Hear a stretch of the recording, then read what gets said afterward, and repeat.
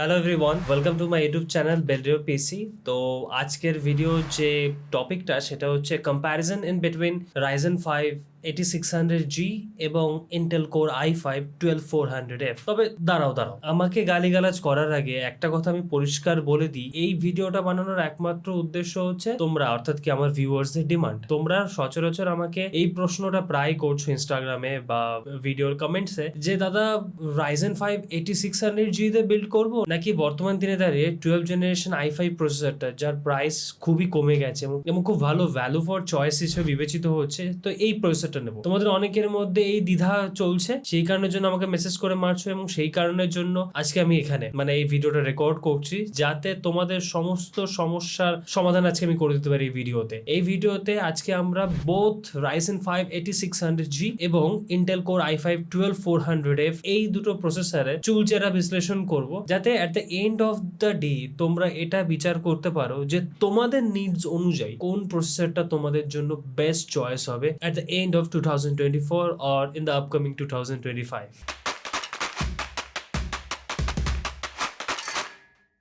প্রথমে চলে আসি 12400F এর কথায়। বর্তমান দিনে দাঁড়িয়ে আন্ডার 10,000 মানে 10,000 টাকার নিচে 1080p লেভেলের গেমিং করতে চাও বা 2K লেভেলে গেমিং করতে চাও, এডিটিং করতে চাও, স্ট্রিমিং করতে চাও বা কোনো তোমরা প্রফেশনাল কাজ করতে চাও, প্রোডাক্টিভ কাজ করতে চাও, সেক্ষেত্রে সবচেয়ে বেস্ট এবং ভ্যালু ফর মানি বাইং হতে পারে ইন্টেল কোর i5 12400F এই প্রসেসরটা। স্পেক্স এর দিক থেকে ট্র্যাডিশনাল 6 কোর 12 থ্রেড কে নিয়ে আসছে। 4.40 গিগাহার্টজ পর্যন্ত ম্যাক্সিমাম তোমরা বুস্ট ফ্রিকোয়েন্সি পেয়ে যাচ্ছ। বোথ DDR4 এবং DDR5 প্ল্যাটফর্মে সাপোর্ট রয়েছে। তার সাথে সাথে এই প্রসেসরের মধ্যে তোমরা 18 MB স্মার্ট ক্যাশ মেমোরি দেখতে পাচ্ছ। তো সেক্ষেত্রে বলতে পারো যে ভালো তোমাকে গেমিং, এডিটিং, স্ট্রিমিং জাতীয় কাজগুলো করে দিতে সাহায্য করবে। তার সাথে এই প্রসেসরটা PCI জেনারেশনের ক্ষেত্রে বোথ 4.0 এবং 5.0 PCI জেনারেশন সাপোর্ট করে। তো সেই ক্ষেত্রে ফিউচারে অ্যাডভান্স যে গ্রাফিক্স কার্ডগুলো আছে সেগুলোকে পেয়ার আপ করতে পারে, বা ফিউচারে PCI জেনারেশন 5.0 জনিত কোনো অ্যাডভান্স টেকনোলজি আসলে তার সুবিধাও তোমরা ইউজ করতে পারবে এই প্রসেসরের সাথে। আর ওভারঅল TDP হচ্ছে 65 ওয়াট। এখন তোমাদের মনে এই প্রশ্নটা আসতে পারে যে রাইজেন 5 5600X তো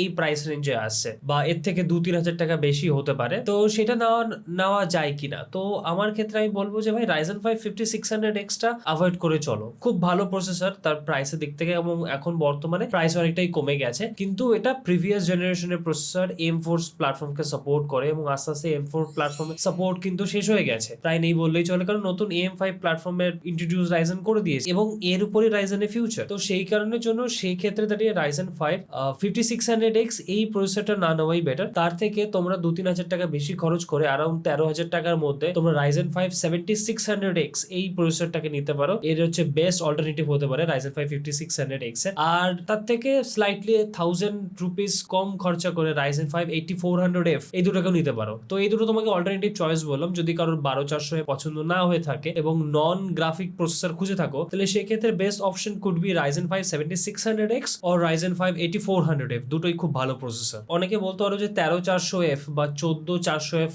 নিলে তো ভালো হয়। তো সেক্ষেত্রে 14400F could be N alternative option, কিন্তু তোর প্রাইস কিন্তু বেড়ে যাবে। আর 13400F আর 12400F এর মধ্যে তেমন একটা ডিফারেন্স কিন্তু আমি খুঁজে পাইনি, খালি ওই ক্লক স্পিডের যা একটু ডিফারেন্সেস, সেই কারণের জন্য আমার ওই 2-3 হাজার টাকা খরচা করা for me it's not worth buying. তো সেই কারণের জন্য 12400F could be N ideal choice. তো এই ক্ষেত্রে তোমরা আপ টু 14 জেনারেশন পর্যন্ত সেম মাদারবোর্ডে আপগ্রেড করতে পারবে। তো এই সুবিধাটা তোমরা ইন্টেলে পেয়ে যাচ্ছ। এবারে প্রশ্ন হচ্ছে কাদের 12400F নেওয়া উচিত। তো যারা কিনা দ্বিধায় ভুগছো যে প্রসেসরতে যদি একটু প্রাইসকে অ্যাডজাস্ট করে সেই প্রাইসটাকে যদি গ্রাফিক্স কার্ডে লাগানো যায়, আই মিন যারা প্রসেসরের প্রাইস কম খরচা করতে চাইছো কিন্তু একটা পাওয়ারফুল প্রসেসর, রাইজেনের লেভেলে পাওয়ারফুল প্রসেসর চাইছো, যারা শুধুমাত্র ডেডিকেটেড জিপিইউ দিয়ে পিসি বিল্ড বানাবে এবং জিপিইউর জন্য যাদের কাছে মিনিমাম 15,000 টাকা রয়েছে এবং যারা আপাতত DDR4 প্ল্যাটফর্মেও থাকতে চাও, তার কারণ সেই টাকাটা তুমি জিপিইউতে অ্যাড করবে বা সেখানে কস্ট কাটিং করতে চাও। One of the important point কি, যারা অ্যাট প্রেজেন্ট এমন একটা পিসি বিল্ড বানাতে চাইছো যেটা কিনা ফিউচারে আপগ্রেডেবিলিটি অপশন না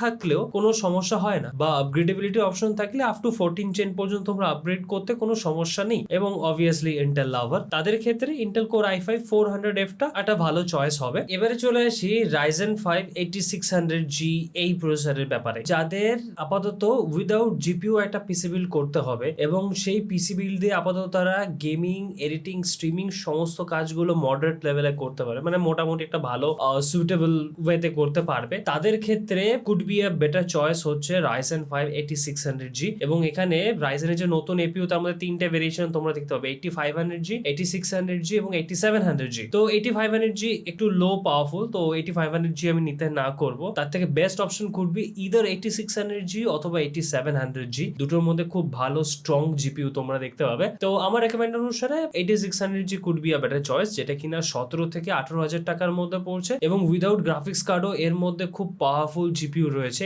AMD Radeon 760M জিপিইউটা পেয়ে যাচ্ছ, যার গ্রাফিক্যাল পারফরমেন্স যদি আমরা একটা ফিজিক্যাল জিপিইউ দেখি সেক্ষেত্রে GTX 1650 বা RX 580 এর আশেপাশে পারফরমেন্স দেয়। তো রেগুলার ডেতে তোমরা গেমিং বলো, এডিটিং করো, স্ট্রিমিং করো, একটু কম্প্রোমাইজ রয়েছে তুমি খুব ভালোভাবে করতে পারবে, কোন রকম সমস্যা হবে না। এবং ফিউচারে যখন তোমার বাজেটটা চলে আসবে তখন একটা ভালো জিপিইউ পেয়ার করে নিলে তখন তো ব্যাস হয়ে গেল, খুব একটা ভালো সিস্টেম তোমার কাছে রেডি হয়ে যাবে। স্পেক্স এর দিক থেকে 6 কোর 12 থ্রেডের প্রসেসর, আপ টু 5 GHz পর্যন্ত ম্যাক্সিমাম বুস্ট ফ্রিকোয়েন্সি নিয়ে যেতে পারে, ওভার ক্লকেবল প্রসেসর, এটা একটা খুব অ্যাডভান্টেজেস অপশন।